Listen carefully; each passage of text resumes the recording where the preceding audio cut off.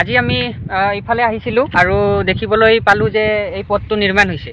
তো যি নহওক, আমি আছোঁ আজি আদৰ্শ বুলি কয় এইখিনি ঠাইটো মাজবাট বিধানসভা সমষ্টিৰ অন্তৰ্গত পৰে এই এৰিয়াটো।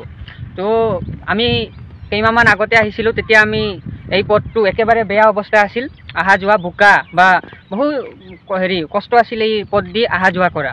তো আজি আমি আহি দেখিবলৈ পালোঁ যে এই পথটো পকীকৰণ হৈছে, নিৰ্মাণ নতুন কৰি হৈছে।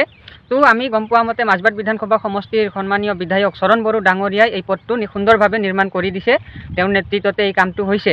তো আগতে এই পথটোত অহা যোৱা কৰিবলৈ ইয়াৰে ৰাইজৰ হওক ছাত্ৰ ছাত্ৰীৰ হওক যথেষ্টখিনি সমস্যা হৈছিল। তো আপোনালোকে দেখিবলৈ পাইছে যে ইয়াতে আগত এটা স্কুল আছে, ইয়াতে চাহপাত বাগান আছে, স্কুলত কৰা বা আমাৰ মাজবাটত কলেজ আছে, ইয়াৰে ষ্টুডেণ্ট যথেষ্টখিনি মাজবাট কলেজত পঢ়ে। তো অহা যোৱা কৰিবৰ কাৰণে সমস্যা হৈছিল, কিন্তু এই পথটো বিধায়ক চৰণ বড়ো ডাঙৰীয়াই নিৰ্মাণ কৰি দিলে। তো এতিয়া সকলো ৰাইজৰ, ছাত্ৰ সমাজৰ বা বেপাৰ বিজনেছ কৰা, চাকৰি কৰা সকলোৱে অহা যোৱা কৰিবৰ কাৰণে এই পথটো যথেষ্টখিনি সুবিধা হ'ল।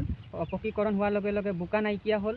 তো মাজবাট বিধানসভা সমষ্টিৰ বিধায়ক মহোদয়ক ধন্যবাদ জ্ঞাপন কৰিছোঁ। তেওঁ সুন্দৰভাৱে এই পথটো ৰাইজক অহা যোৱা কৰিবলৈ তেওঁ নিৰ্মাণ কৰি দিলে আৰু তেওঁৰ বিভিন্ন কাম কাজ আমি তেওঁৰ সমষ্টিত উন্নয়নমূলক তেওঁ কাম কাজ কৰা আমি দেখিবলৈ পাইছোঁ। ঠিক তেনেদৰে আজি এই পথটো তেওঁ নিৰ্মাণ কৰা আমি দেখিবলৈ পাই খুবেই আনন্দিত হৈছোঁ আৰু তেওঁক ধন্যবাদ জ্ঞাপন কৰিছোঁ। আৰু তেওঁৰ পৰা অহা দিনবোৰত আৰু উন্নয়নমূলক কাম হোৱাটো আমি আশা কৰিছোঁ। সুন্দৰভাৱে আপোনালোকে দেখিবলৈ পাইছে, সুন্দৰভাৱে এই পথটো নিৰ্মাণ হৈছে।